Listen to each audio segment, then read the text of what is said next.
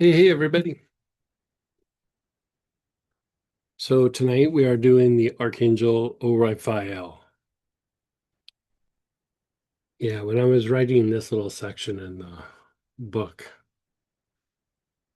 I had to pause for a little bit because it's like, it's like all of them. You know, you really could write a book about just one of them, one of the angels. And so the name kind of means the light or radiance, like God is my light or the light of God.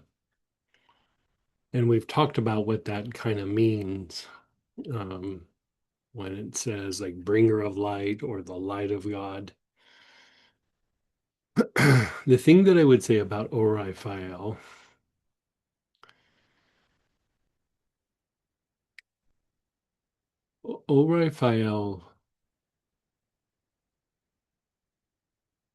it helps to bring about streams of consciousness.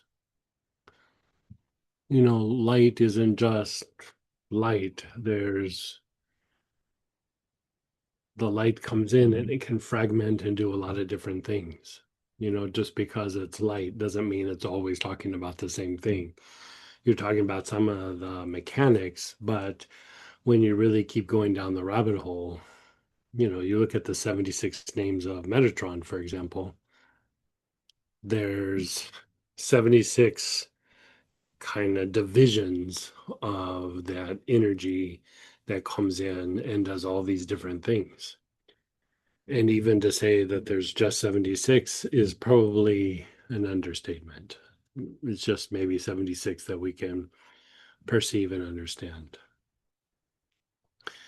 So the idea of streams of consciousness, when we look at it from the point of view of the things that we talk about vagal tone and we talk about stress and we talk about dysregulation of the nervous system and getting caught in a fight flight loop or some sort of triggered loop.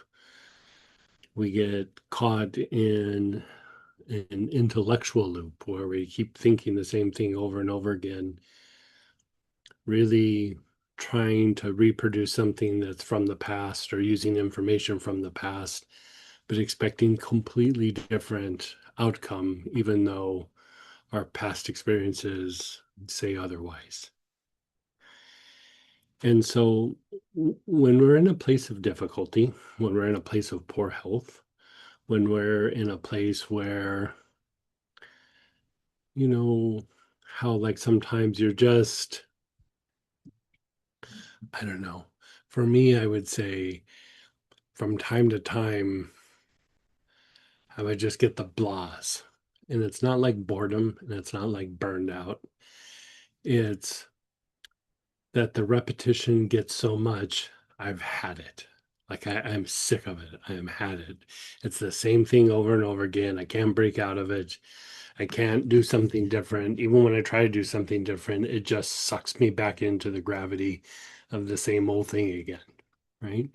And I can remember many times where I would think, I don't even care if it's a lateral move. It just needs to look different. It just something needs to be even a little bit different. I need there to be a different outcome, a different potential, some level of hope that something new or different might come in. Something that helps me to evolve or it might not be spiritually evolving. It might be emotionally evolving. It might be evolving in a career or in a relationship or just the things that you do day in and day out. And it's not that those things aren't good, but at some time, at some point, we outgrow them or we we're aware of so much more that's there. And that's the thing, even when we're learning like a technique, for example, be it that healing, spiritual work in a relationship, just a technique for whatever you're trying to do. The technique kind of provides you like a little bit of a roadmap to kind of produce a result and to have like certain experiences. But at some point, it's still not the point. The point is to have the experience, have genuine experience and learn something, grow. And in a way, a technique is only good for a little bit because really the goal is for us to wake up in whatever's going on, you know? And, so many times we think, you know, we're standing in a line and where am I in the line? And I should be at the front of the line. Why am I in the front of the line? Why am I at the back of the line? Why am I in the middle of the line? Why isn't this line moving? Why isn't, whatever it is? And really, the point isn't where you're at in the line. It's not that you're in the front or you're in the back. It's that as you're standing there in the line, that you wake up in the line and then you start moving from there. It's really about being rather than thinking. All that other stuff is just bap, bap, bap, bap, bap, like thinking in an intellectual way. Like it's a judgment, it's a wish. I'm forming my intention that I want this to happen or that to happen. And, intellectually, that might be what you want to have happen. But the soul, a lot of times, most times, if not all the time, has a very different perspective, right? And so, this idea of streams of consciousness are really how we interact with the outside world, how we manifest, and also how we experience the inner world.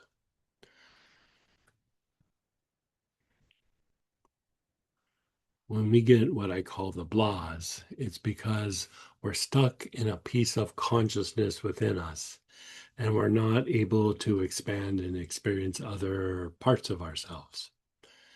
When we're learning and growing, we're not really changing. We're just experiencing different aspects of ourselves. Change implies that we become something different, when really is that we just start embracing other parts of ourselves. For myself, I can think back where I wouldn't do things because I was like, that's not what I do. That's not a direction that I would go. I'm not going to take a chance. I'm not going to put myself out there. And then time goes by and I end up putting myself out there. And I was like, oh my God, why did I wait so long? Why did I wait for years and in a way that's a little bit embarrassing, maybe even a decade or two? And we get used to that state of consciousness and we identify with it. If we look at the idea of intuition, if you look at the idea of pretty much any way a spiritual practice is talked about, it's talked about a path. It's not talked about as a hamster wheel. It's not talked about as a merry-go-round. It's talked about a path, like where you're moving and you're progressing and you're doing something. You're not doing the same thing over and over again. You're walking a path. You're taking one step, another step, another step. And there's this progression or forward movement. So that could be in business, that could be in a relationship, that could just be in the quality of your life, could be, your emotional development, your mental development, your spiritual development, development of your body, as the years go by, the conditioning of your body. But when we come to these things from the point of view of intellect or fight flight, we're always trying to maintain what's happening there. We don't want to break out of whatever is happening right here, right now. We want to keep doing this over and over and over and over again. And so this idea of streams of consciousness is to take our claws out of whatever's happening and let something fluid happen, let life happen. Really what we're talking about is to shift out of just thinking all the time and starting to have time and experience of being. And we need both. It's not an either or. But for most people, just being in the being state is not something that they're very used to, very comfortable with, and sometimes they don't even know how to access it.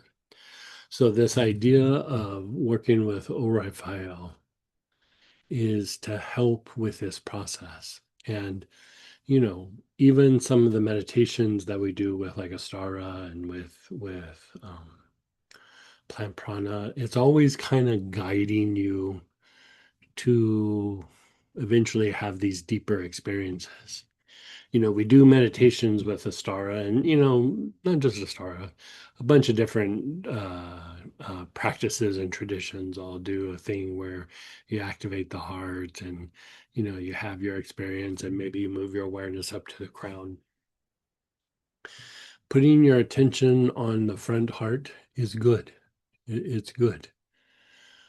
But just because you did it doesn't mean that you did something. It's practice.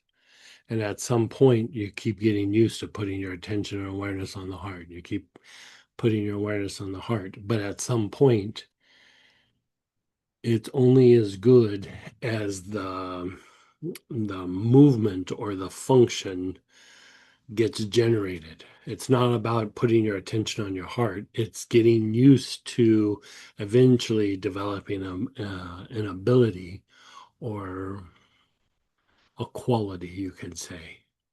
And so, like in Astara, we do this thing where you put your awareness on your heart and you go a little bit deeper and then you let it go. And then you go a little deeper and then you let it go.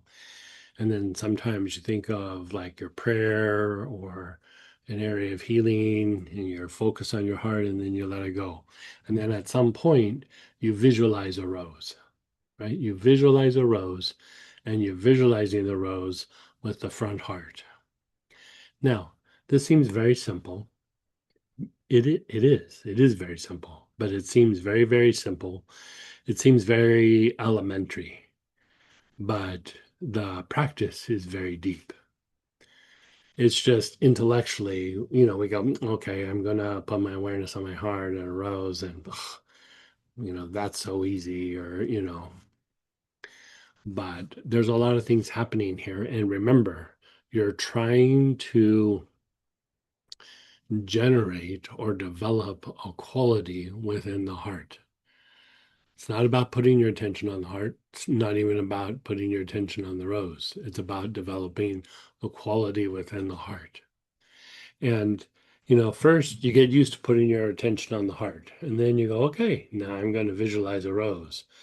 And so you notice it's a rose. It's not a sunflower. It's not a daisy. It's not a whatever that's not a tulip or an orchid or anything, it's a rose, right? So because it's a plant, right, it actually represents the four elements, right? So part of what you're doing is when you start to visualize, first, the image of the rose starts to stimulate the intuitive mind and it starts to stimulate vagal tone within the nervous system. Anytime you use imagery, you start to generate intuition and vagal tone, right? When you grind on the details of something, you're generating intellect and you're generating potential fight flight, right? At least action and activity, but most likely it's fight flight. Because then the micromanager comes out and tries to, I think it should go down like this. I need to make it like this. I need to set the intention that everybody here has this certain experience. It's just, the mind does what it does, right? And so when you begin to first just focus on the image, quality starts to open up within the heart.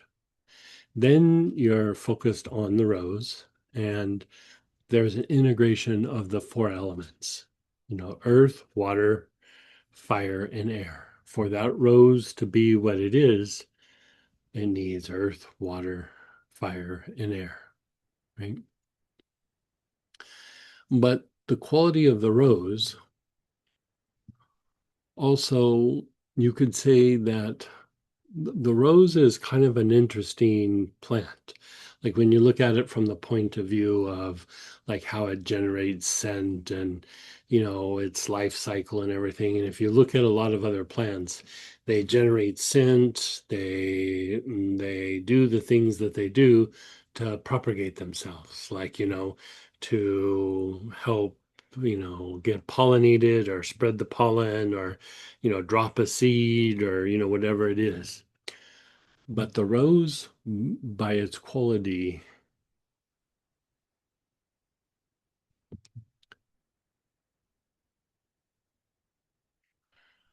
the best way to say it is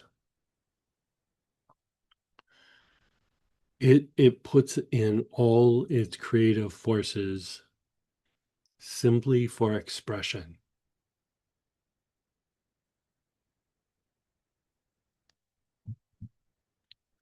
Simply for expression. No real reward, just expression.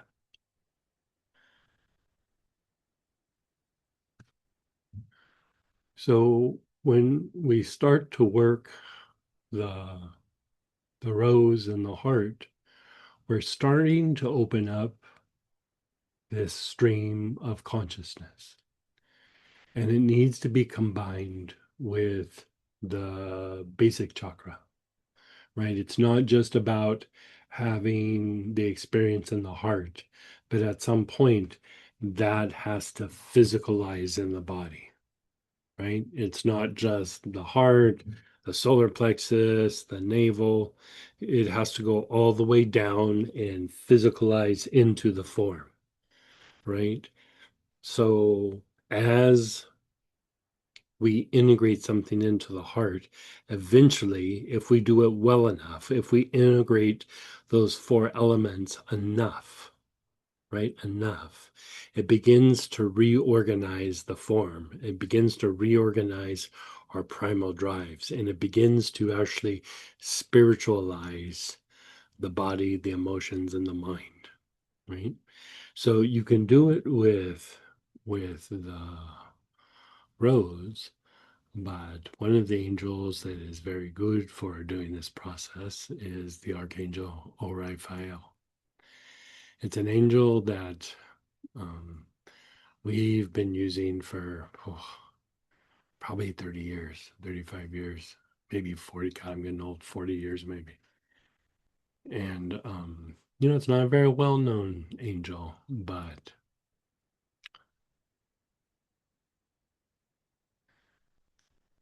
it's a great guide. It's a really good guide, you know. So, anyway, we're going to first do a practice with just putting our attention and awareness on the heart, and then we'll do a thing with the rose, and then we'll do it with saying the word Orifiel, and then we'll do it with the oil. Okay. So the very first thing you're going to do is put your awareness on the heart.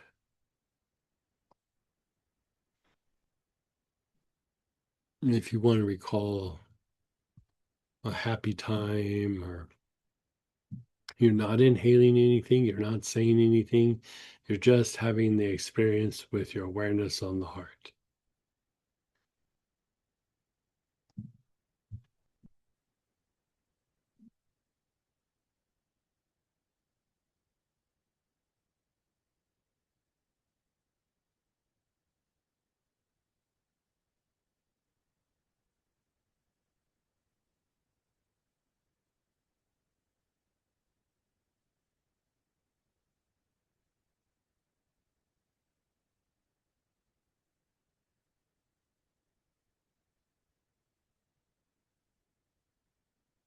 You're sitting with your awareness on your heart.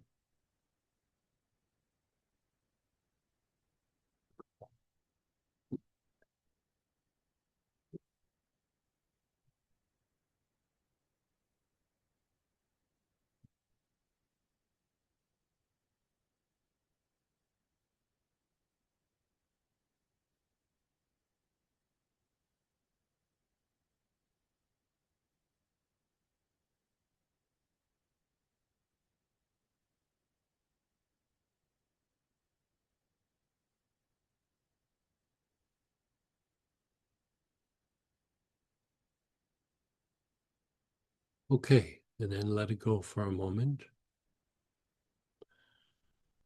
Notice how that felt.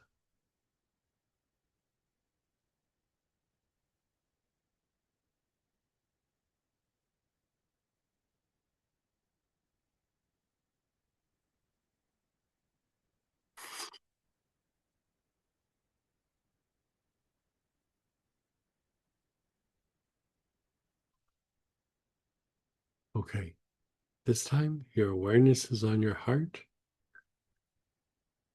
and think of a prayer or an area of healing you'd like to address.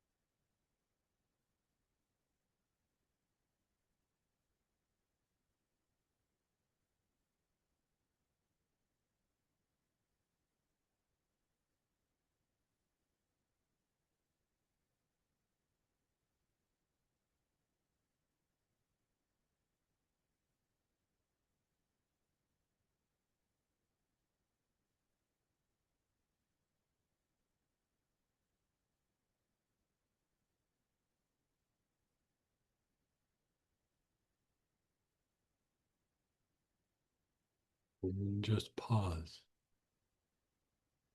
Pause and let it go.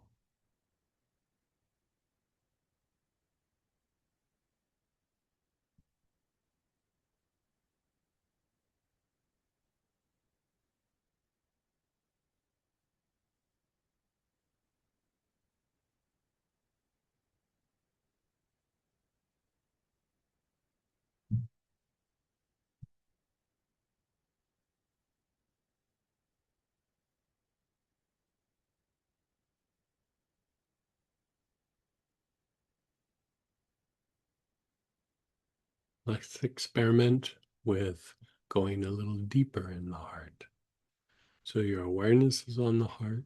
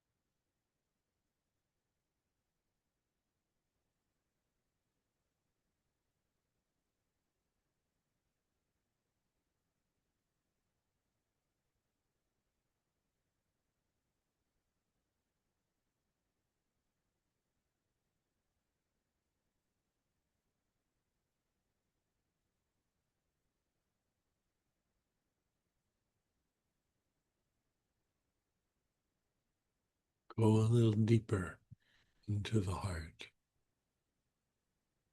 Move towards the spine.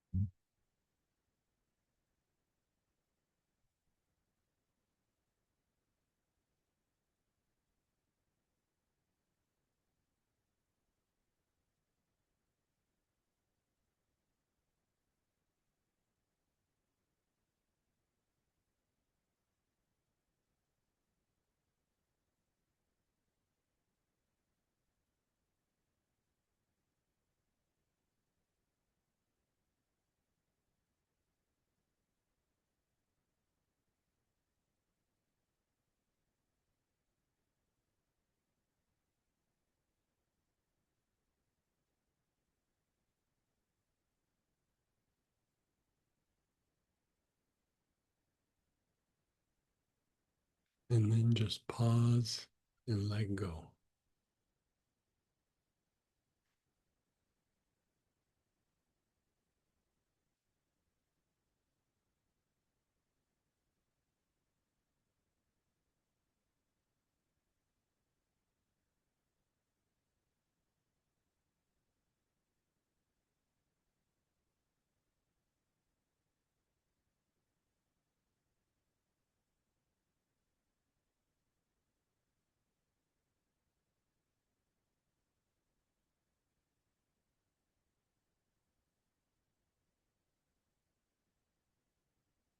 Your awareness is on your front heart.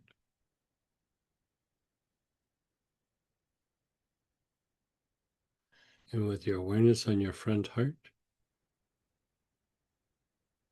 visualize a rose.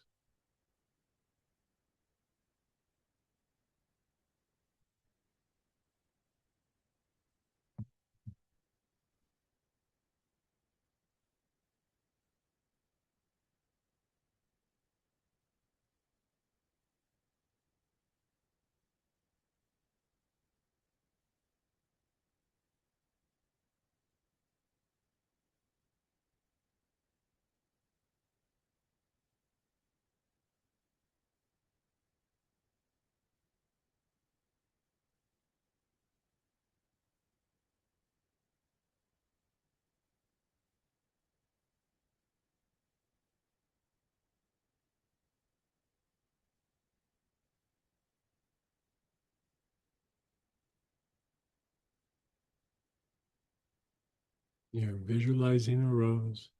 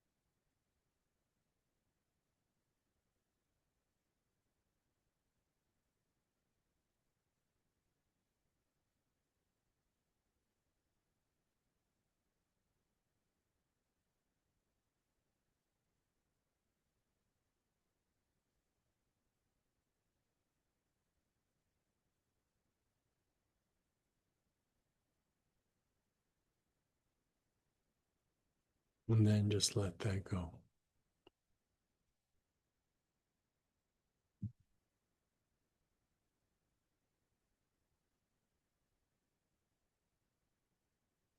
What did you notice between each one? Just putting your awareness on the heart, going a little deeper. Your awareness is on an area of healing or a prayer or the rose.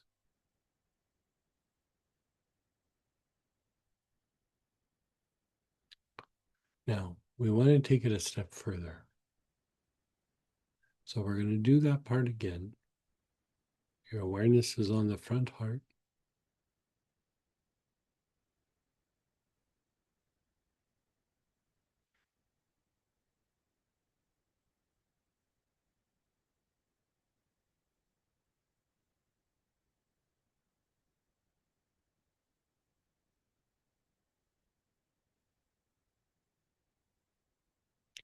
Your awareness on the front heart. You're visualizing the rose.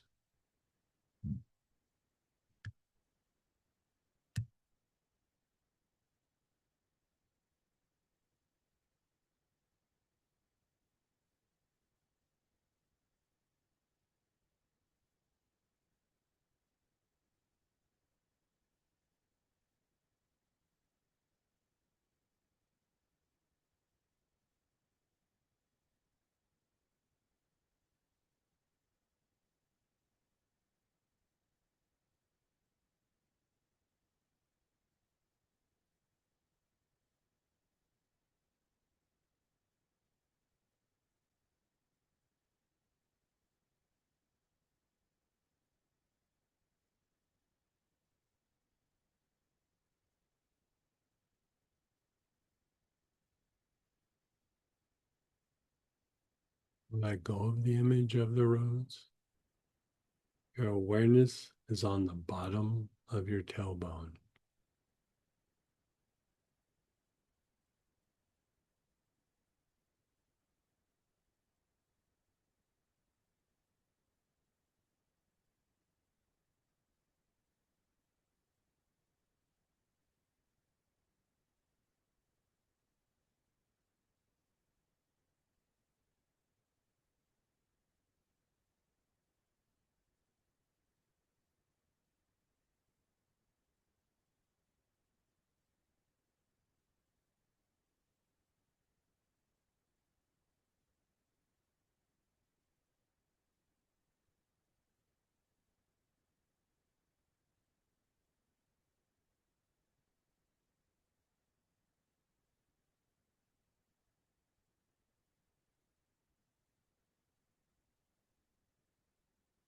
Your awareness is on your feet.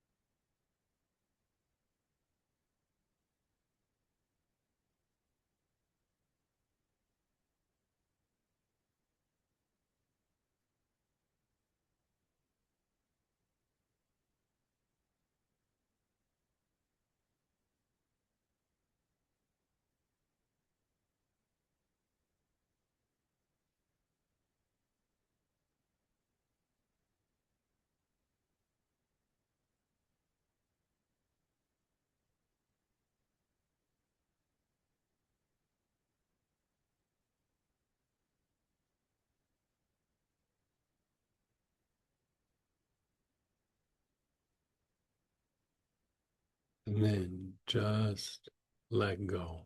Let go of everything. Just let go.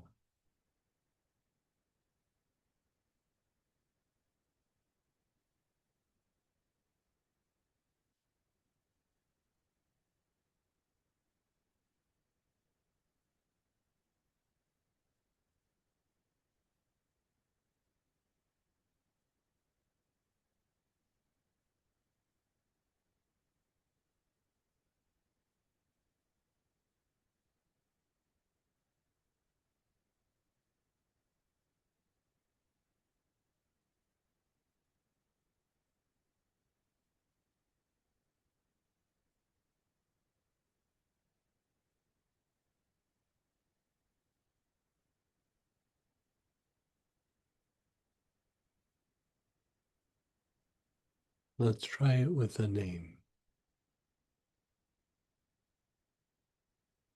We're still not using oils. We're just going to use the name.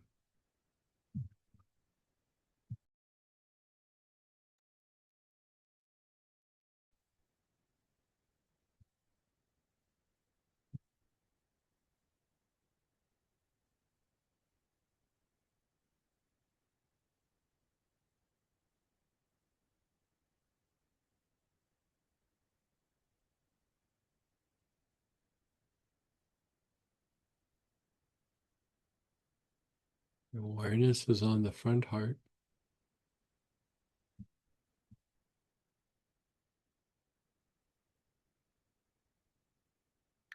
Oh.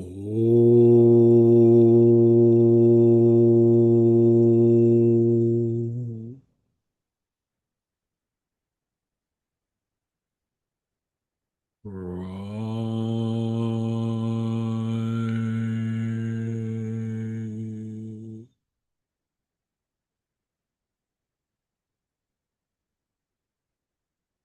Five.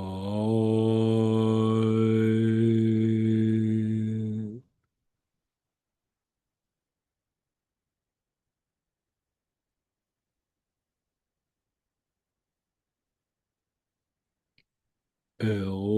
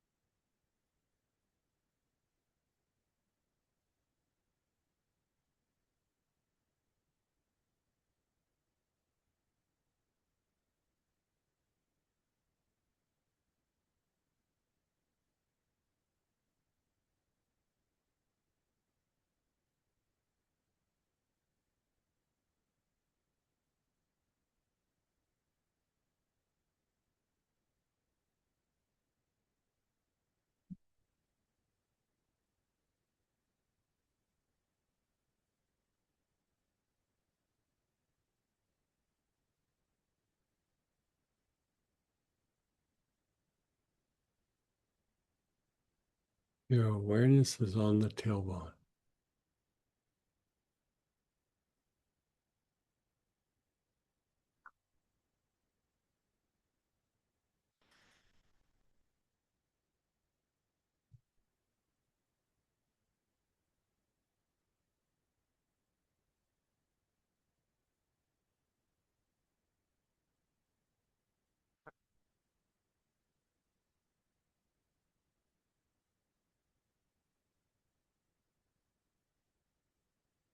Awareness is on your tailbone.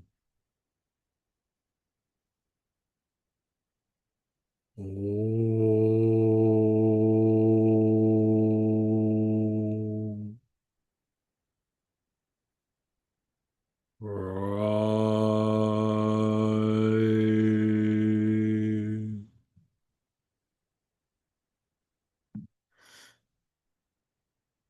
Five.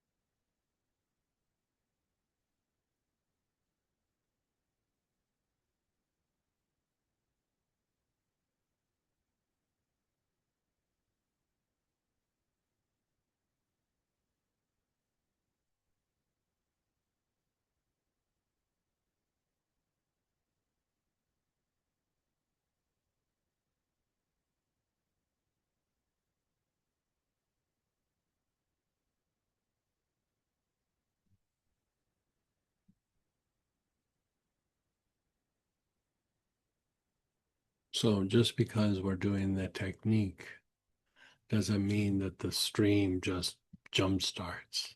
It's like you have to keep fine tuning it, fine tuning it, fine tuning it, and the stream will keep opening up to a greater degree. If you think about what I was saying about, when your awareness is on the heart, you're visualizing the rose. For one, you're integrating the four elements. And two, you're using an image that is stimulating vagal tone and it's stimulating the intuitive part of the mind. The intuitive part of the mind is the part of the mind that has the spiritual experience, not the intellect. It's the part that communicates or is guided by the soul. So, this idea of the heart developing the ability to express, not because you like me or something nice is going to happen or this feels good and so I'm going to do this, but to simply express with no reward, no expectation of something coming back. The heart is simply just loving for the sake of loving. That is the symbolism of the rose. So we put our awareness on our heart, then we go down to the basic, and we go down to the tailbone, right? Then, if you think about, like, we do this meditation where we go from the feet to the Mingmen to the back heart to the crown, where we visualize a lotus, right? The four stages of the lotus. And really, those four stages of the lotus are four stages of the light. So when the heart really starts to get the idea of the rose, right? When it really starts to get the idea of like loving or expressing without reward, and you take it all the way down to the feet, then you work your way back up with the lotus. And by the time you get to the crown, this idea of expression with no reward is offered up to the soul.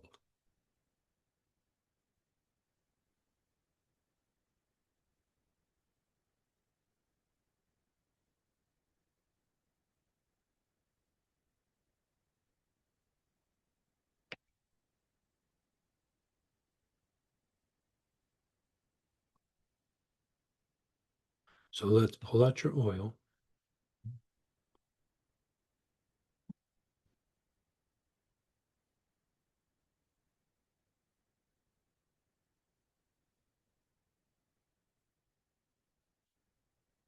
You have the blend for the Archangel Orifiel.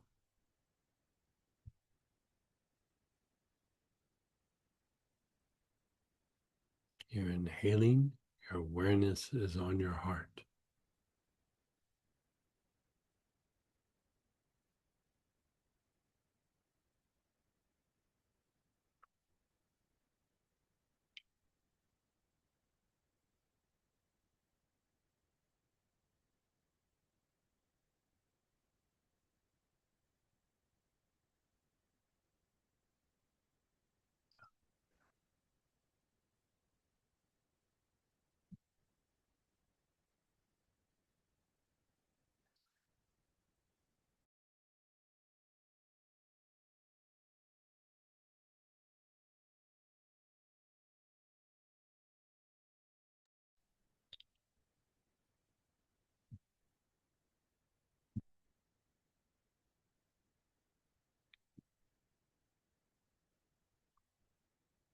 Your awareness is on the heart.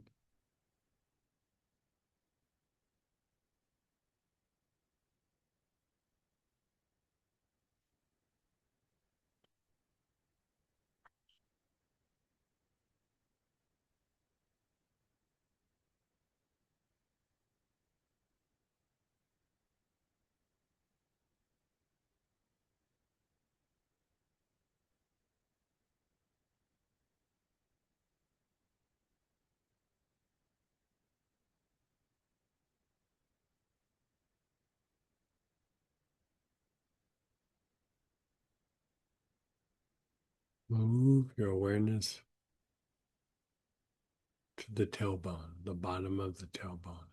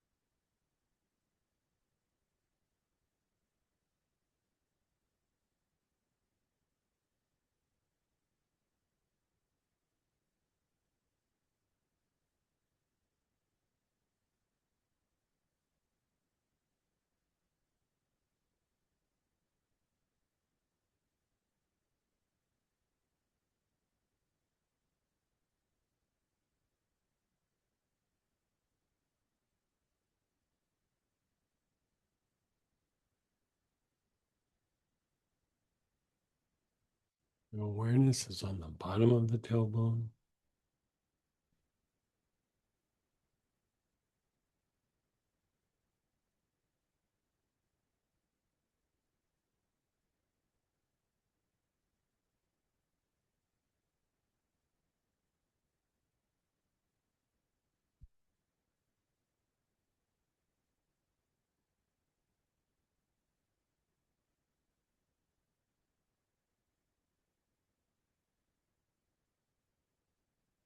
Your feet. Your awareness is on your feet.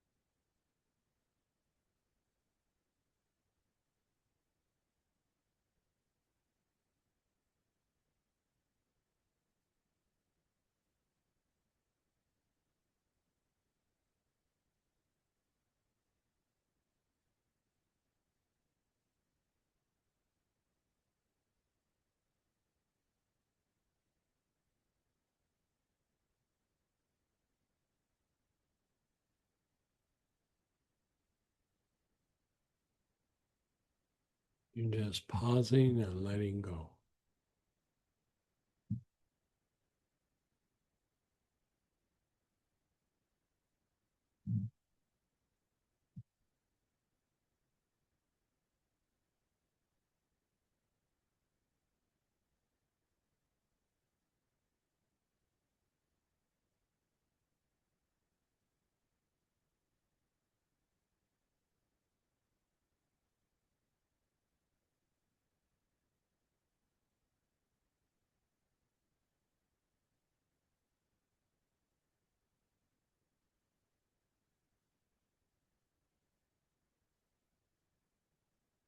Your awareness is on your feet. You're taking nice, long, slow, deep breaths.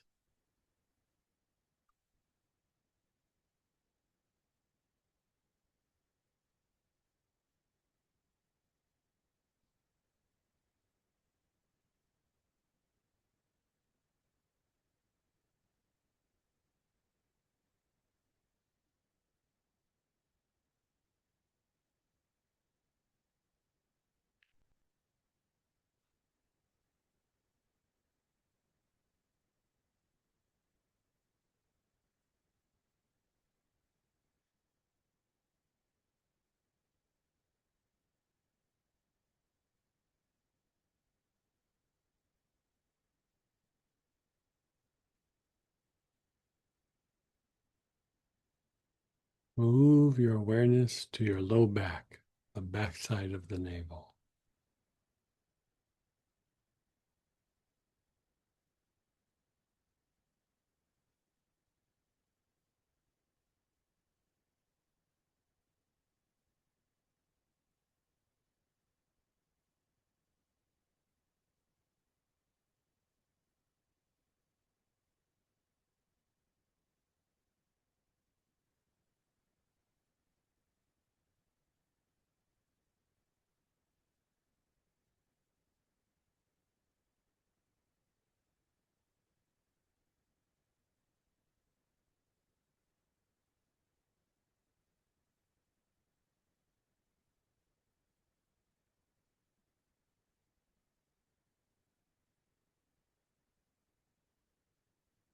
The back heart, that area between your shoulder blades.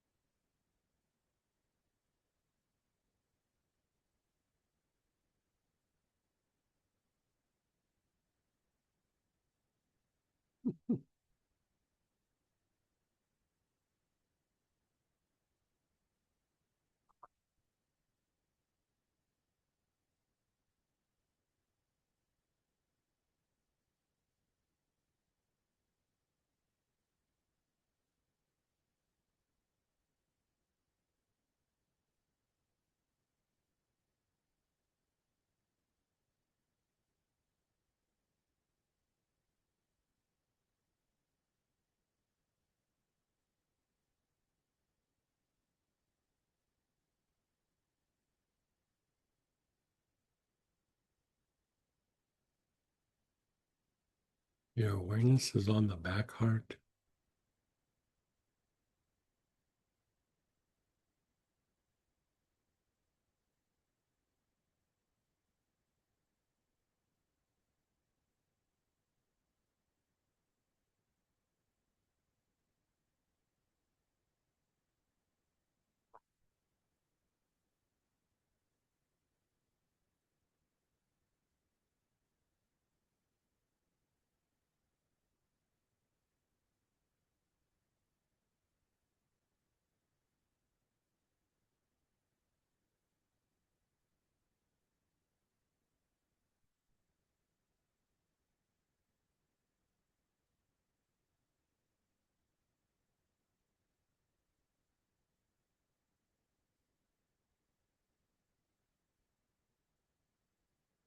In your crown, the very top of your head.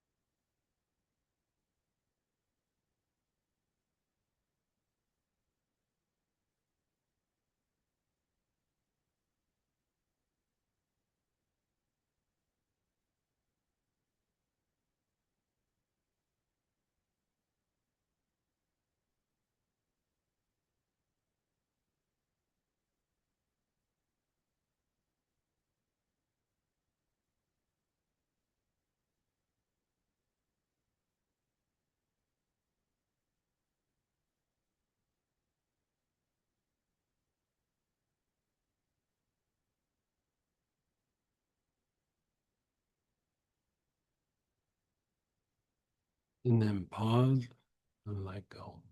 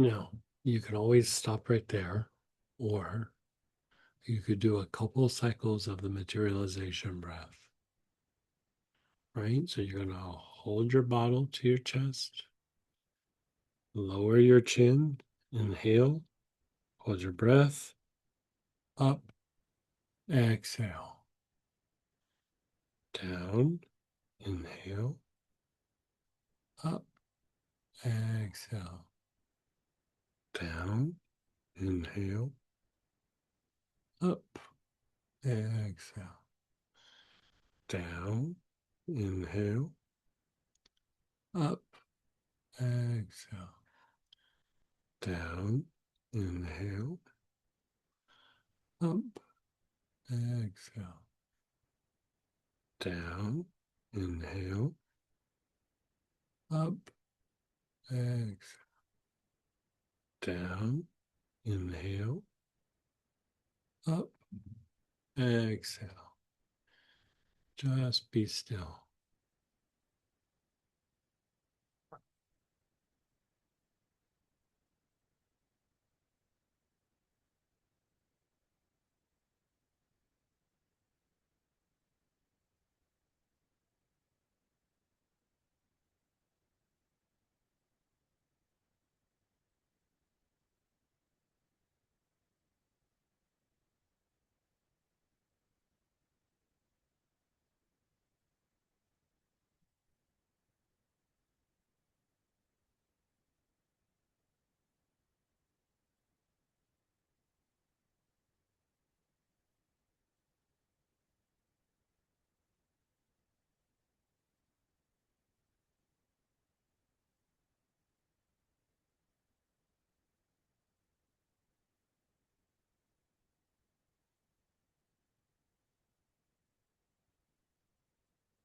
Bottle to your chest, chin down. Inhale, hold your breath. Up, exhale. Down, inhale. Up, exhale. Down, inhale. Up, exhale. Down, inhale. Up, exhale. Down, inhale. Up, exhale. Down, inhale. Up, exhale. Down, inhale. Up, exhale. Just be still. And then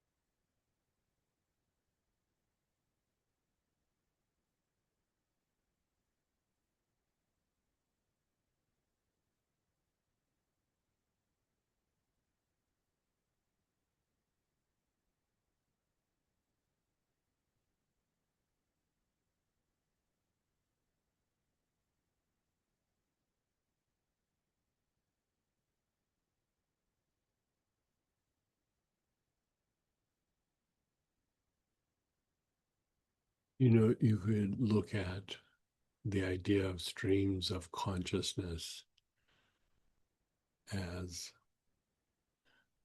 on one level, you could say becoming more of who you are, but really it's more about developing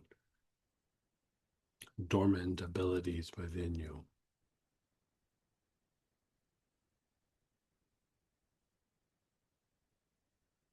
But anyway, let's go ahead and open it up to shares and questions. You can unmute yourself or type in.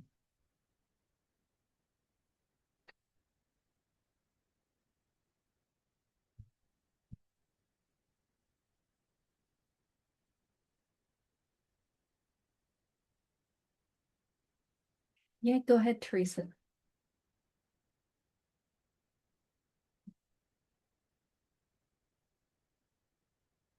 Yeah, maybe it's me. You are unmuted.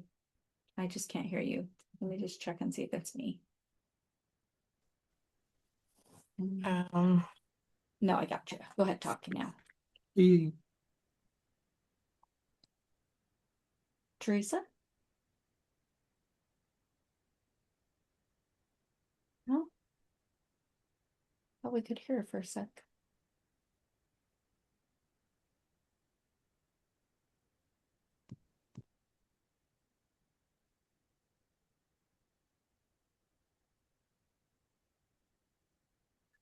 Teresa, because we can't hear you yet, let me just go ahead, Denise, and we'll just make sure it's not us.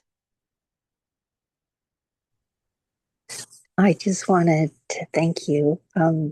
Our angel last week, Nogahio, and this angel are exactly what I'm needing right now. Oh, good. And I'm wanting to make my home more like dedicated to Christ, Sure. the sacredness of the space that you guys are going to offer. I think that's what I'm going to order next. because that's kind of really what I'm working on. And um, and it's exactly talk about the blahs.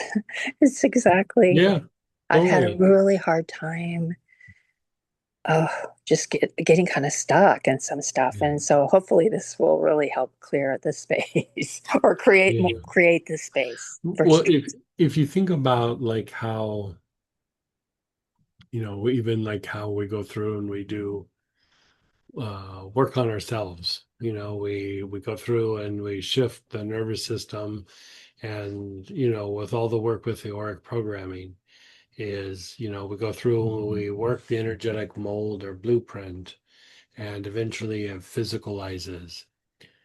You could say the same thing about your environment. The more that we kind of create this like space of, I don't know, like like a sense of peace or a sense of, dedication or devotion or whatever it is, you know, it starts to imprint on you, and it starts to affect how we think about ourselves, feel about ourselves, how we behave. Just like being around, difficult situations makes us feel stressed out and makes us feel like, ugh, and makes us frustrated and makes us defensive and makes us, triggered and into fight flight. Those same mechanisms can be used in a way to benefit us. Like, okay, I'm setting the space of, I mean, it's the idea of having like a meditation space, or, like a long, long time ago. Boy, this has been like 3 decades, maybe four. God, I'm getting old. Um, I decided, I mean, this sounds really silly and kind of stupid, but I decided that um, I wasn't going to have a TV in the bedroom.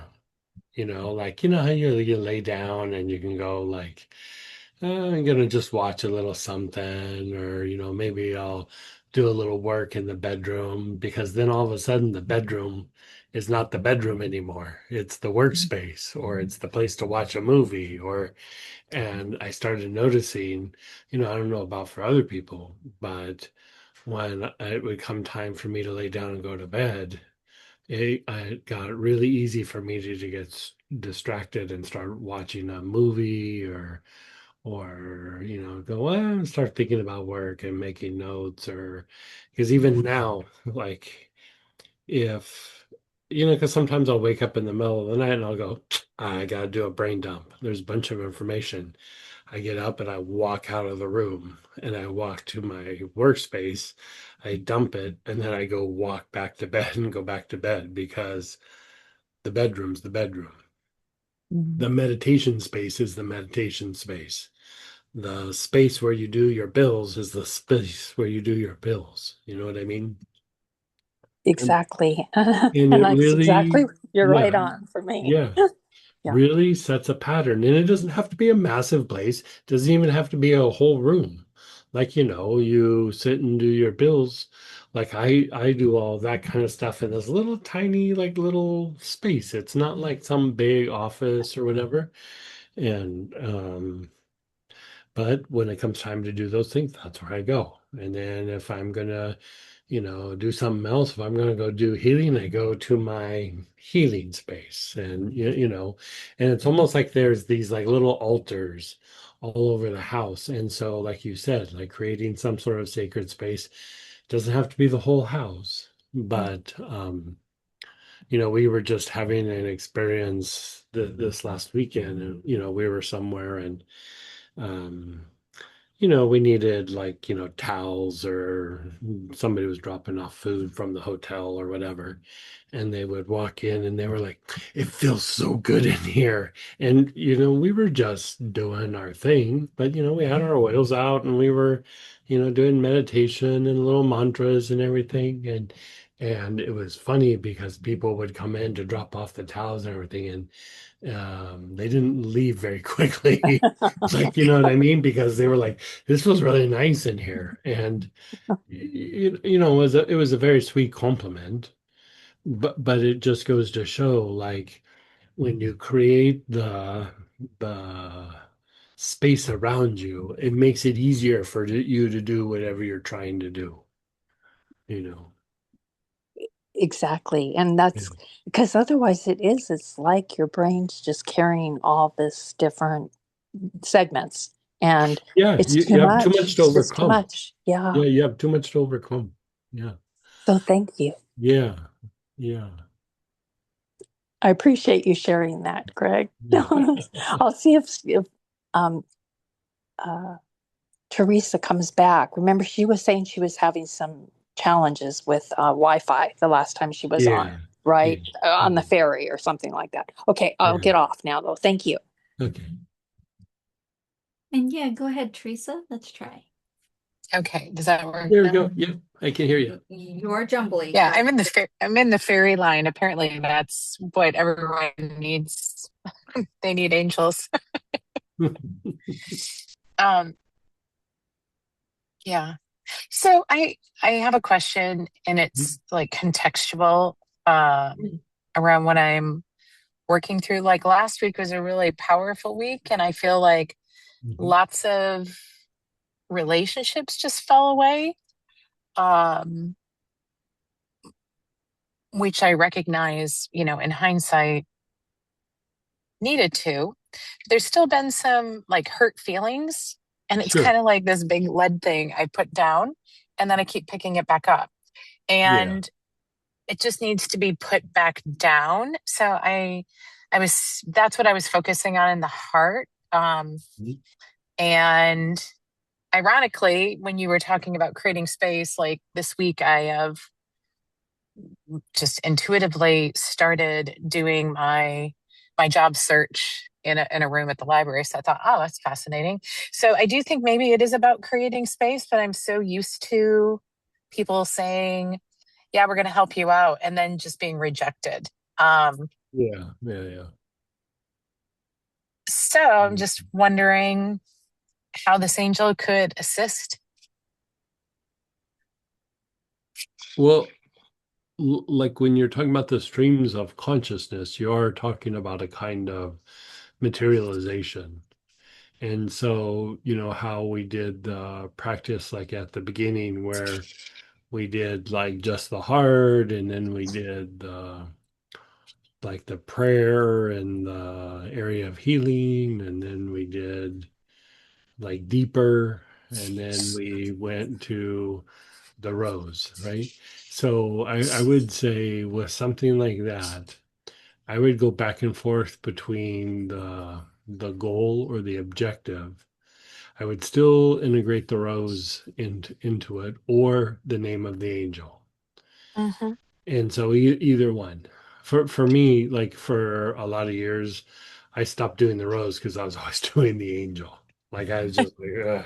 And then I started doing the rose again. I was like, this rose thing's pretty nice, But like for me, for decades, it was actually I would sit and just oh Raphael, oh Raphael, oh Raphael, like on the heart, and the thing that I would say is that I find like that idea of the stream of consciousness and tapping it into the heart, and then the heart, and then the basic is the manifestation or materialization or prosperity or abundance. Like it's that combination is that stream of you could say being provided for, but what you're really doing is you're cultivating divine love.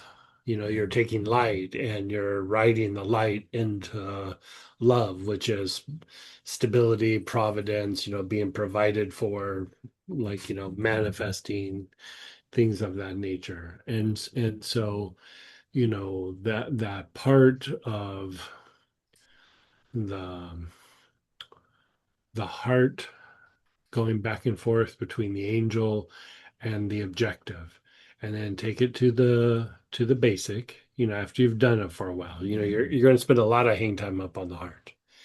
Then Mm-hmm. take it down to the basic.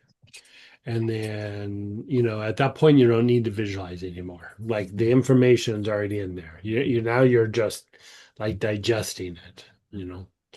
And then go to the feet and then let go and then kind of do what we did. And then the feet, the main men, the back heart, and the crowd. Because really when you're doing there, like when you do it with the lotus, it's more of like an offering to the soul, right? Like Mm-hmm. you're going, I'm not going to live in survival mode, and I'm not going to live in survival domination and whatever. I'm Yeah, I'm going to survive, but I'm also going to connect to the soul, and really what you're saying is be guided by the soul. And so I would say that there would be a kind of clarity or guidance that would come in, you know,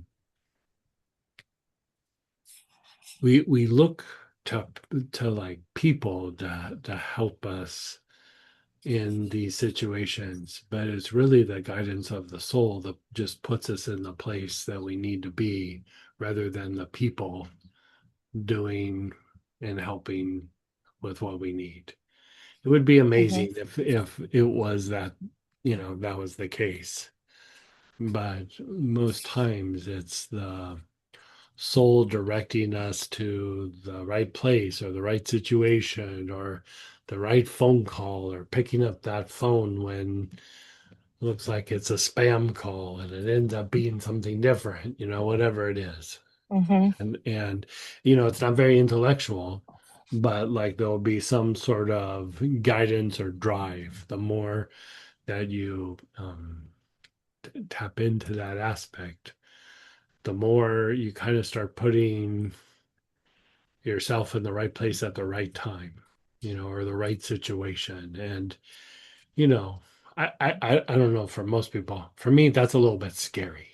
Like if I'm being super honest, like I'm always like, ugh, it'd be so much easier if I knew the details. Like I'd really like to be able to punch this in and go. But the more that time has gone by, I would say that it's kept me from making really bad mistakes, like Mm-hmm. really, really bad mistakes. You know, Yeah. not horrible, but like I would have been miserable. You, Yep. you know, and at some point there is something that unfolds that is much more than my mind could really comprehend. And Sure. so that illuminating component is really helping to see the unfolding of a situation. Like, sometimes like in a Mm-hmm. business, it might be, letting some process go or letting some person go that like helps Sure. the business grow. When you look at it from the intellect, you're like, why would I do that? Mm-hmm. That seems nuts. But it's like it's just time for something different or time for a change or whatever. Sure. And for me in the old days, the universe just used to rip things out of my hands. Like I didn't get a choice about it. And as time goes by, I still leave a lot of claw marks, but holding on to whatever. But Mm-hmm. it starts to get easier and easier about like going, okay, this is the next progressive step. And you know for me, I don't know about for other people, I find it helpful to acknowledge this makes me a little bit afraid. Like I'm a little bit afraid here, Yep. but I'm going to move in the right direction, in the direction that I'm going to go. Yeah. And what you're saying resonates. I kind of get almost two visuals. Like I know what happened last week and a lot of things coming to like an undeniable awareness on both levels, if I would say, in consciousness and acceptance. And then every now and then it just like kind of creeps back in. And it probably is fear because I am following a path that I can't see.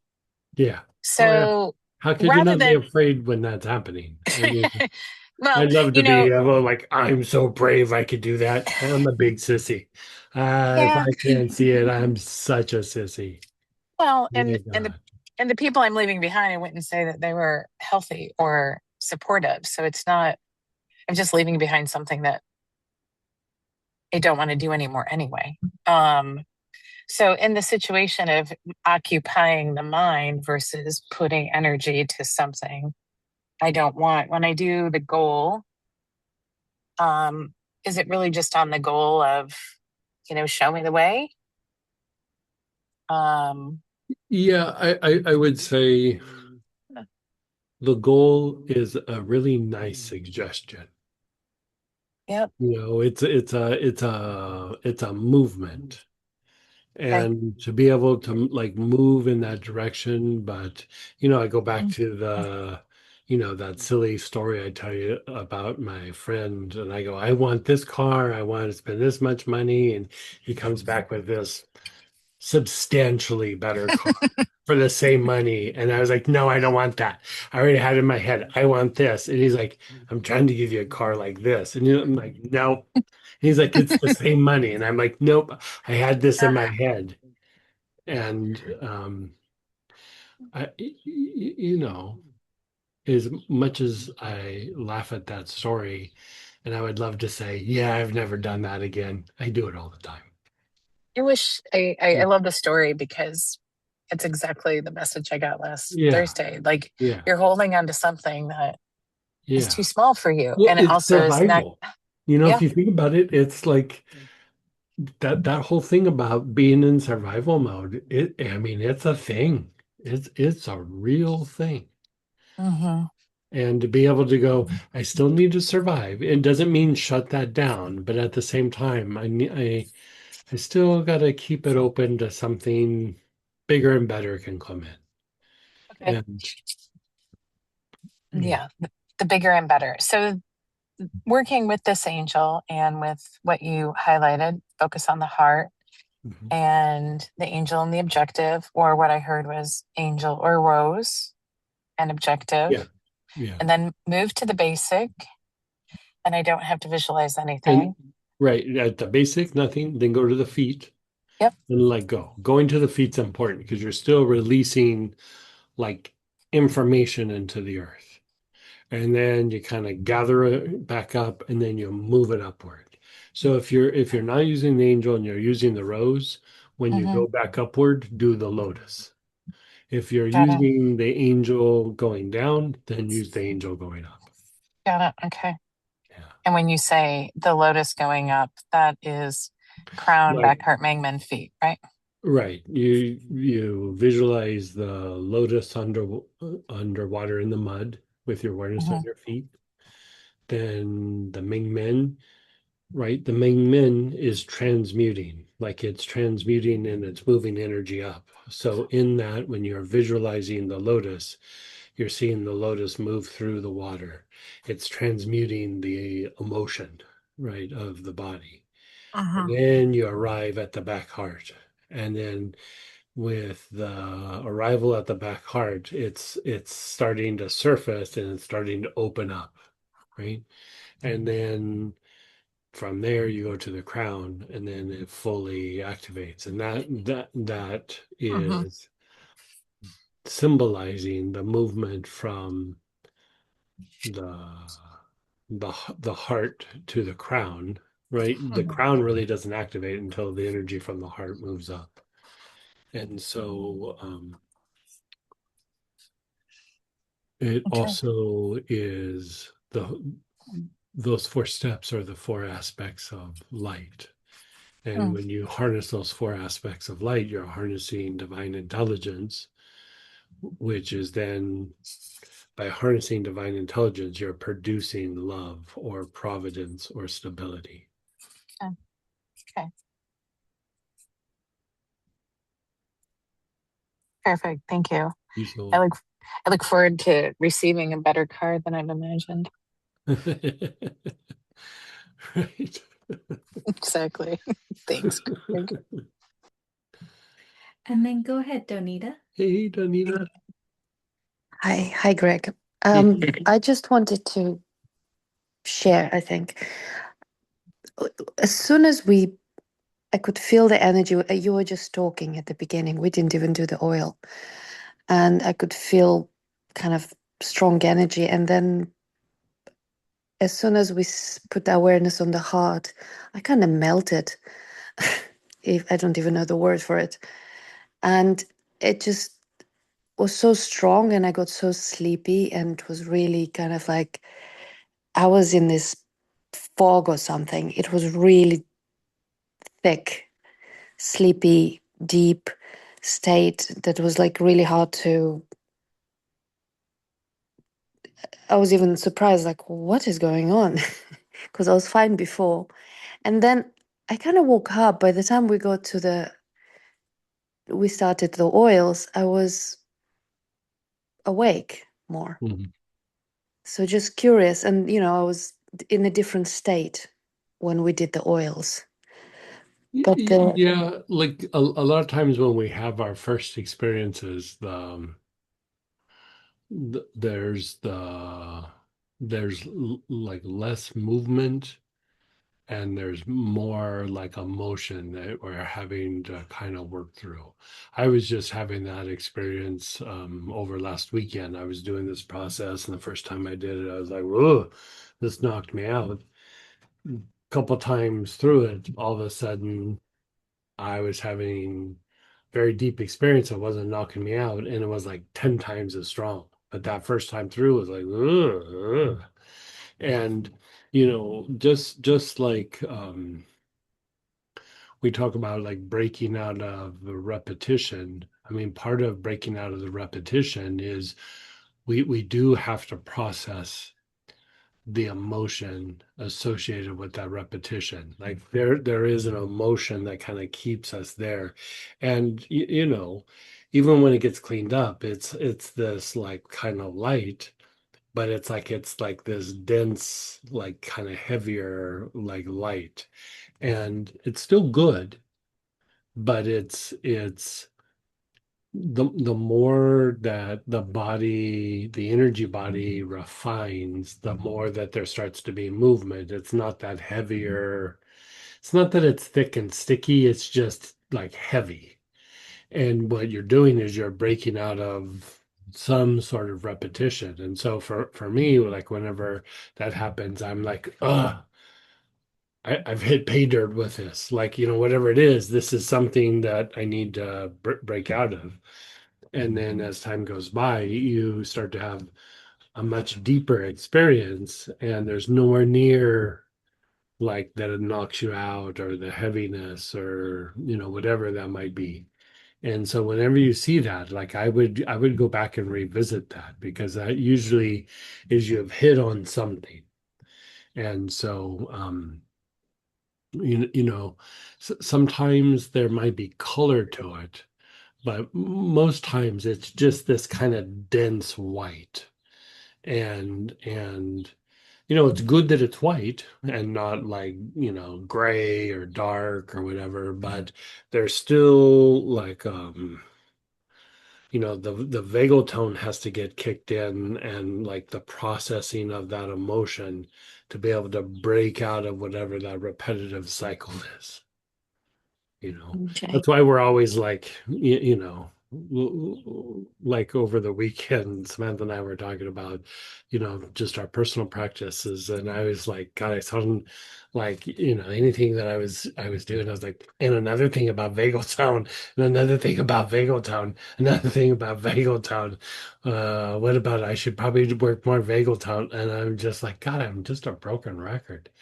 But to keep reinforcing that is like setting the foundation for you to have like the experience that you have where you hit on something, and normally we would actually turn away.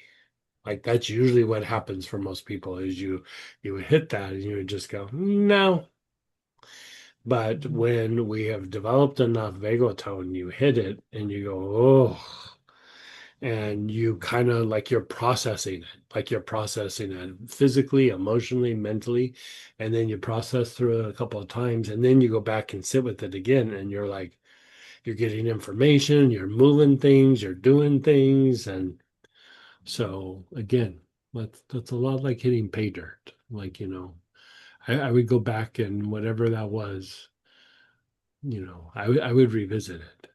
It's the part without oil, because it's like for me, as soon Yeah, as I hit the sure. heart and the rose, I mean, that was Yeah, just like I just sure. went deep, and there were The visions rose as is a well. very powerful meditation. The Yeah, rose is an incredibly powerful meditation. it was like I just fell into a portal of something. I Hmm. could not get out of it. But then I have the Orifiel Premium, and then I found it quite interesting how as soon as we started the oil, I was like, I was here. I was fit lots of strong energy and all Hmm. that, but I was present. Hmm. And just so basically go back and do the part without the oil. The thing with the doing the rose is you are integrating the four elements. You're doing that with Orifiel as well. But if you really kind of struck something there, I would keep doing that until that feels like it's moving. Moving, yeah. Yeah, yeah. Yeah, the thickness, like how do you describe Hmm. it? It was perfect. It Yeah, was yeah. not sticky, it was just Yeah, it's heavy, just like it's like thick. Like thick, it's not thick. sticky. It No. doesn't even feel bad, but it just like it feels like, oh, like, oh, I could go to sleep right now. And Yes, very much so. yeah. But I like Well, actually also had visions with that, which I don't remember, but like movement through the thickness. So anyway, thank you. Thank you, yeah. thank you.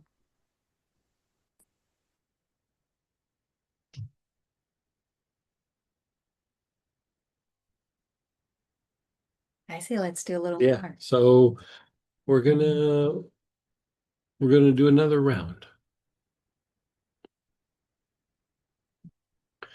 Okay, so let's do both inhalation on the front heart with your awareness on the front heart.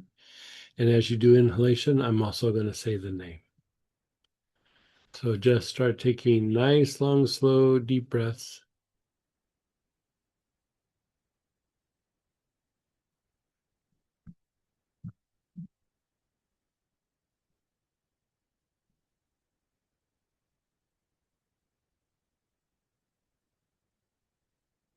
Your awareness is still on your front heart.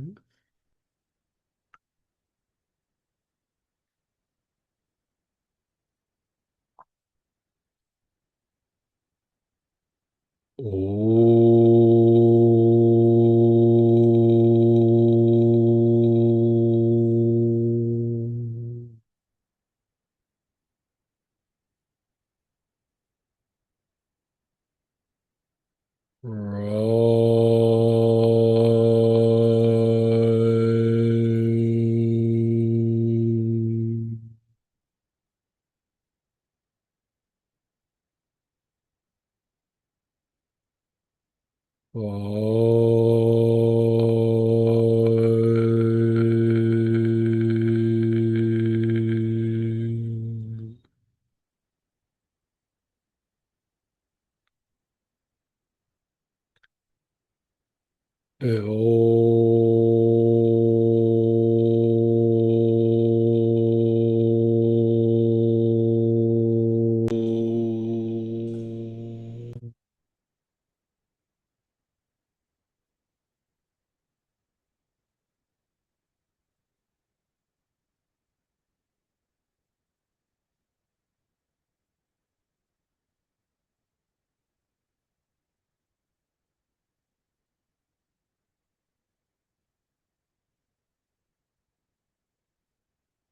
You're still inhaling. Your awareness is still on the front heart.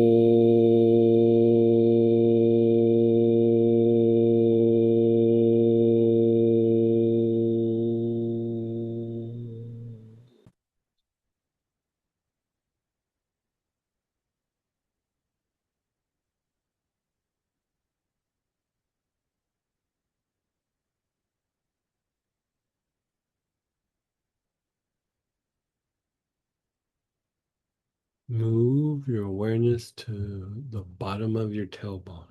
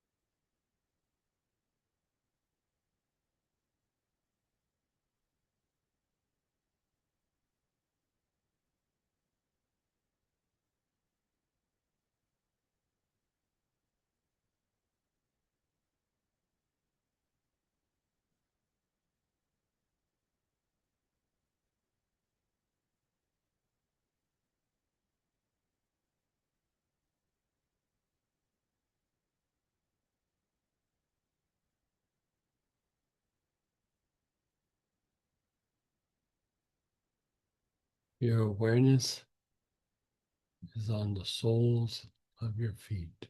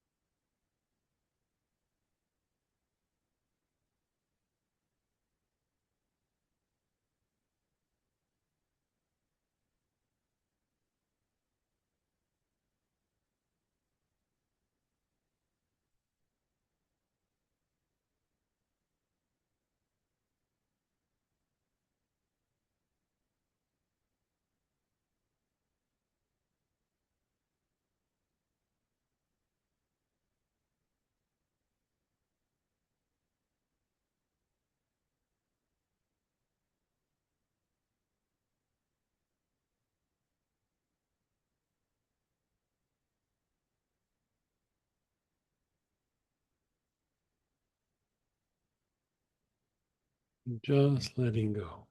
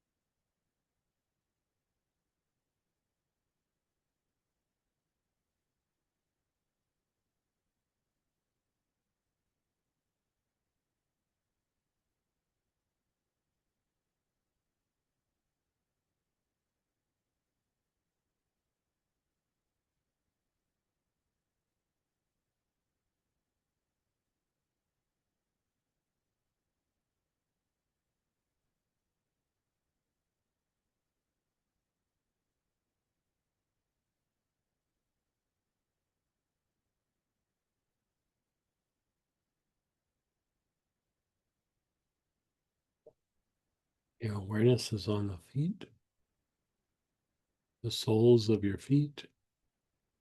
You're inhaling.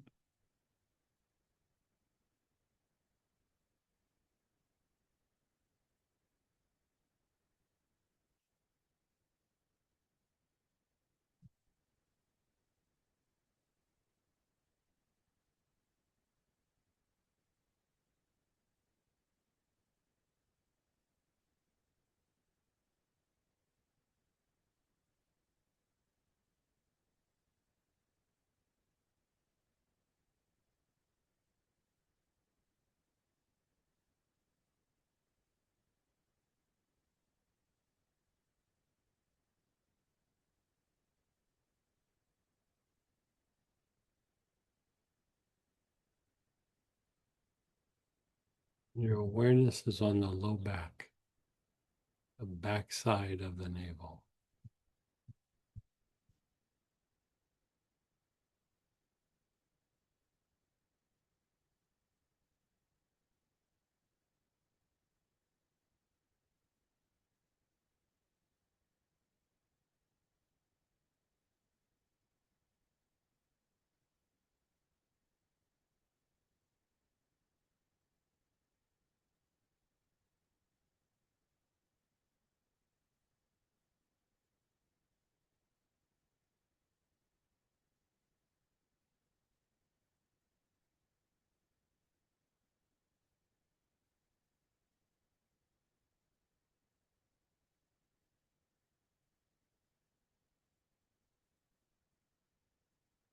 The back heart, that area between your shoulder blades.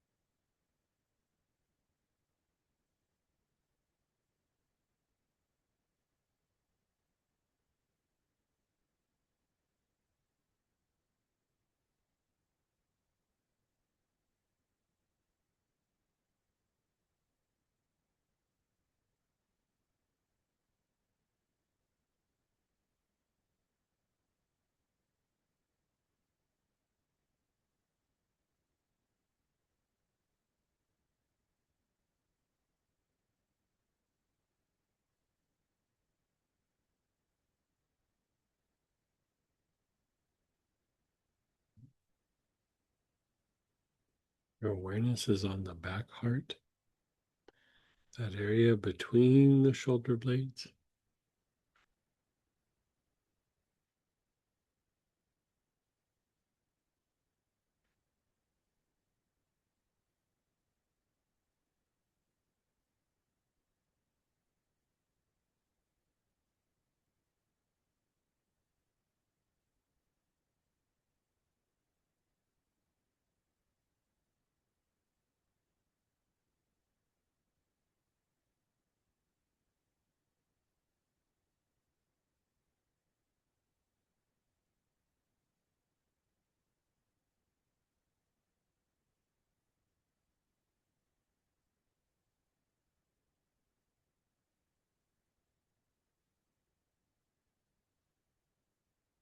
And then the very top of your head.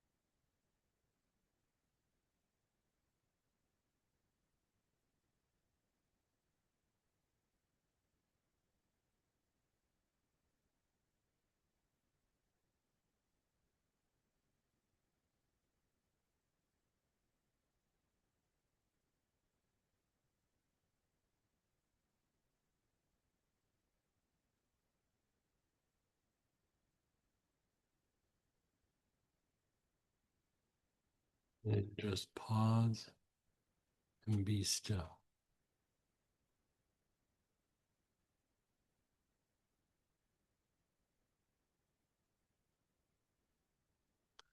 There's a prayer, a goal, an area of healing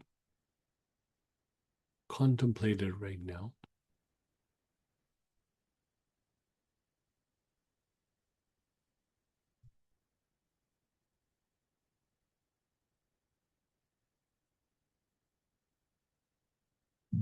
Let it go. Put your bottle to your chest, your chin down, and let's do 8 or 9 of the materialization breaths. So you're lowering your chin. Inhale, hold your breath. Up, exhale. Down, inhale. Up, exhale. Down, inhale. Up, exhale. Down, inhale. Up, exhale. Down, inhale. Up, exhale. Down, inhale.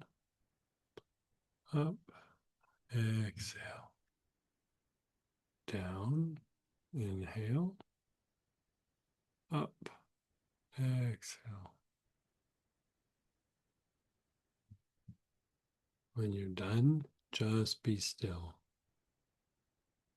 Be still and be aware.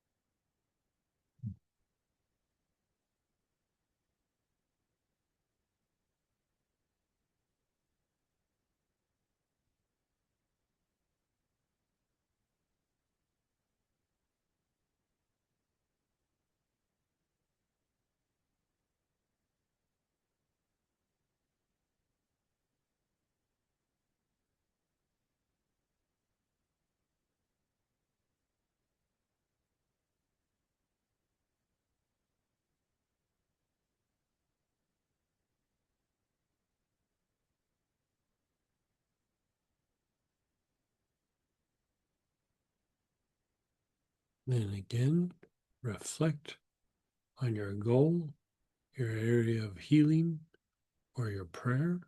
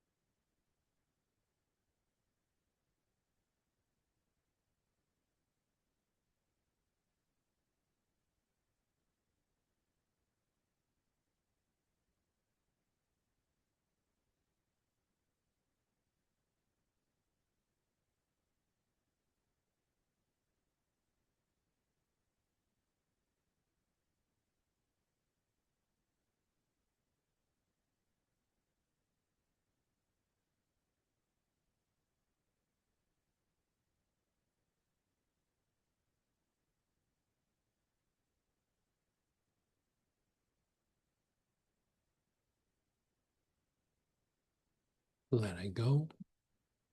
Bottle to your chest, chin down. 8 or 9 of the materialization breaths.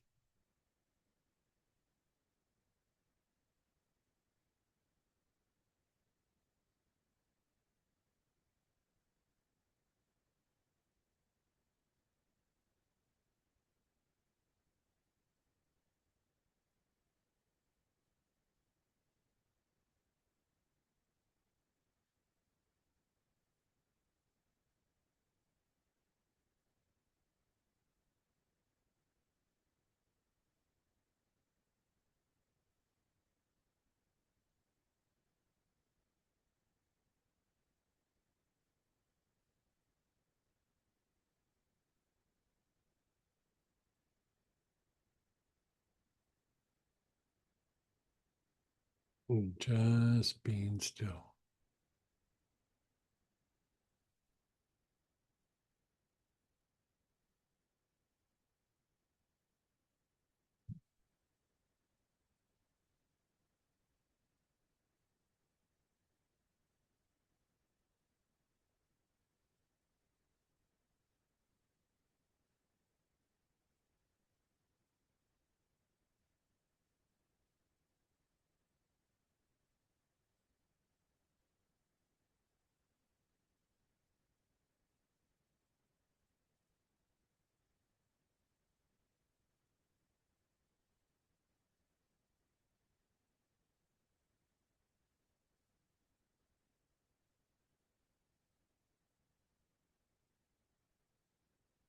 Your awareness is going to be on your brain. Keep your awareness on your brain. You're not even going to inhale for a moment. You're just going to keep your awareness on your brain.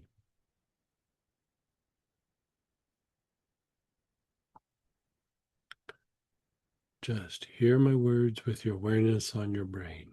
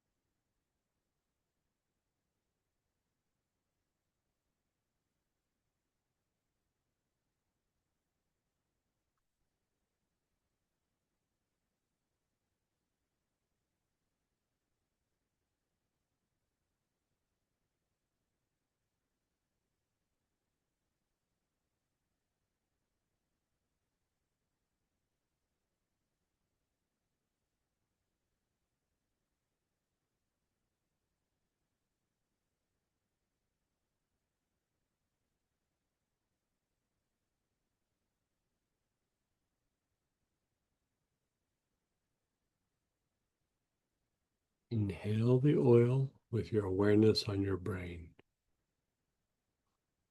Nice, long, slow, deep breaths. Your awareness on your brain.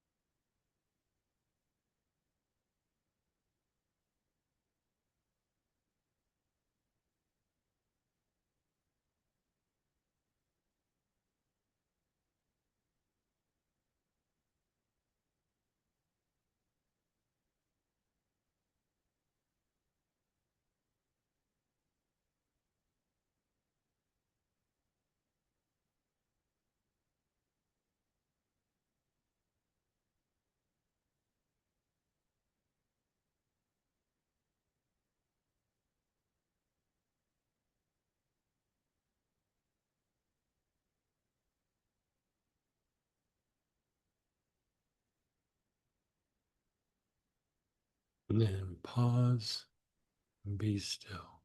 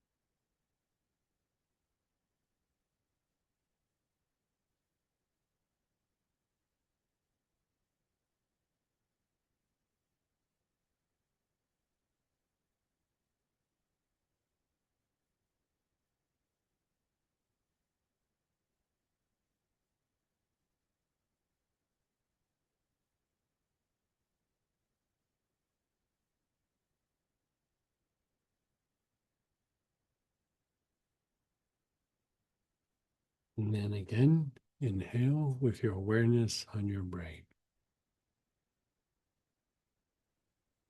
That's-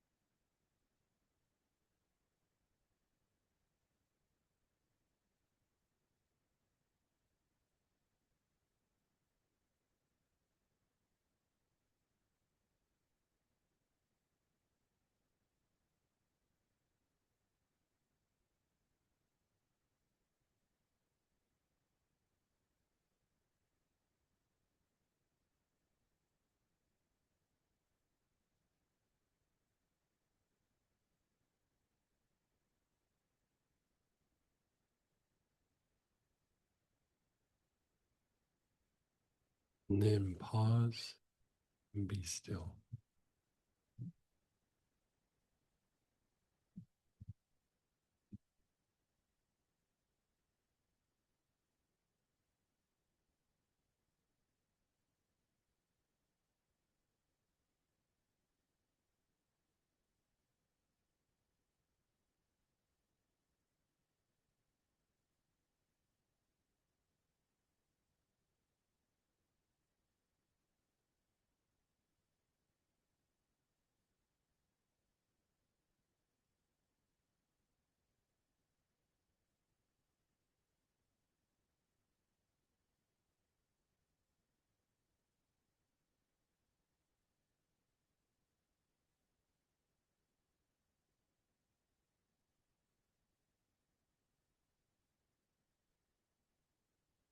Okay, we still have a few minutes if you want to do shares or questions.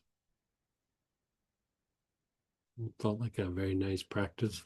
Again, heart, basic. Soles of the feet, let it go. Soles of the feet, Ming Min, back heart, crown. Then you can do the materialization breath. And if you want to add sprinkles to the cake, you can do awareness on the brain. There'll be the recording, so don't feel you have to write it all down. There'll be the recording. And go ahead, Lucinda. Hey, how are you? Hi. Hey. Um, so I had the same thing as Danita, where I just conked out when we were just starting with the rose in the heart, and I woke up with the materialization breath. So I didn't get the cleaning part or the preliminary, but this time, is it possible when you're like working on the brain that it unlocks memory? Oh yeah, sure. Yeah. Like a lot of times when you're starting to, because part of what's happening is you're transmuting the elements, you're transmuting the directions, and you're transmuting even the astrological like influences. And so what's happening is your brain starts throwing off like elementals. Like it's all the old conditioning, which is tied to like our thinking and our responses. It's a lot of what we think is thinking in the brain is actually emotion. We have a lot of emotion and instinct that's being processed or in loops that causes us to think particular ways. But it's really, if you look at and you pulled it out and you go, okay, what is all this stuff? A lot of it is emotion. And so when you start throwing that stuff off, something could be getting processed, or you're breaking out of a loop, or there's something there where you're like becoming more aware of a loop that is, it's in the process of breaking down, but it might not be completely broken down in the moment.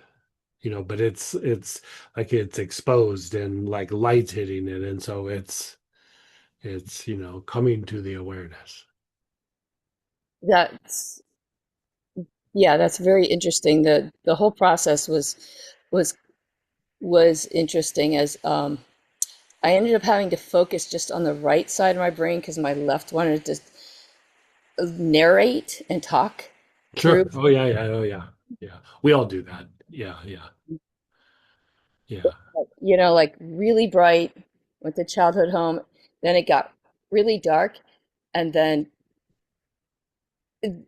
what ended up is the whole thing was fried. Like I blew the vacuum tube, and you could you couldn't get anything on the screen anymore. That might have been it breaking up. Okay. Yeah, that might have been actually breaking up the loop or a big chunk of the loop. Or yeah, Yeah. I felt like it was like something I've been trying to retrieve for a long time, Yeah. but it was black and tarry, and it's Yeah. so Oh yeah. it's interesting. Like the black tarry stuff is usually unprocessed emotion or instinct. Ah, Like if you were to like pull it out and put it under the microscope and go, what is that crap? And it's just like it's emotion that's in like like repetition, and instinct that's in repetition. And so as you start to kind of unfold that, that's part of what you're breaking up. Yeah. which could be tied to the memory that I had. Like, Oh, totally. Yeah. this is cool. The memory and the emotion and everything are all kind of all intertwined, and yeah. Yeah, Yeah. and there's a lot of pressure in my head, and that's like almost gone now. So that's Oh, good. um yeah, it's experience like I've never had before. So Yay. Very good.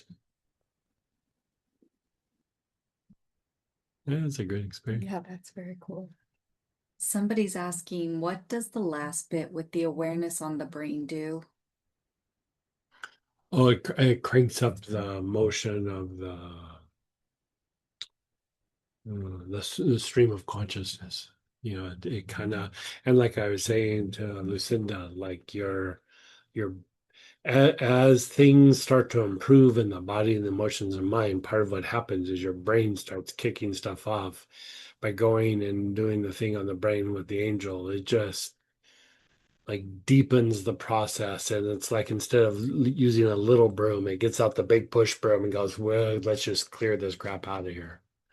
It gets the leaf blower out and starts, really going to town on things. So it's just a deeper level of cleanup. I don't always do it, but like when I'm feeling like, okay, I'm still conscious, then I go to that. If it's too much, then I usually don't do it. But like if I'm feeling kind of like, okay, I could handle a little bit more, then I'll usually go to the brain.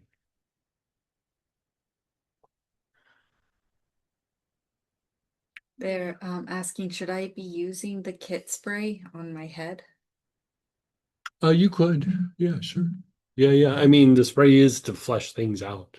So yeah, any of the sprays. Yeah, yeah, Someone shared, thank you, very quiet just now. yeah. Found an idea this evening of what I can do with the rest of my life that is valuable. Oh, good. Loving this. Thank you Yeah. again. That makes me happy. Good. I just want to say I feel like tonight's practice was like a perfectly curated practice. Like everything just kind of moved with the next, and Yeah. it was just it's like Very, very yeah, nice. very, very So we're gonna do we're gonna go to the prayer petition blessing for Stara. We're gonna do the rose and the thousand petal lotus the way that we just talked about it. Here we were using the angel. We're gonna do it with visualization. So both together. And so I would suggest joining us if you want. Yeah. So next week is uh, Paimonia. So again, another archangel. So associated with restoration, and we'll be having our experience with that one as well. So okay, you guys take care.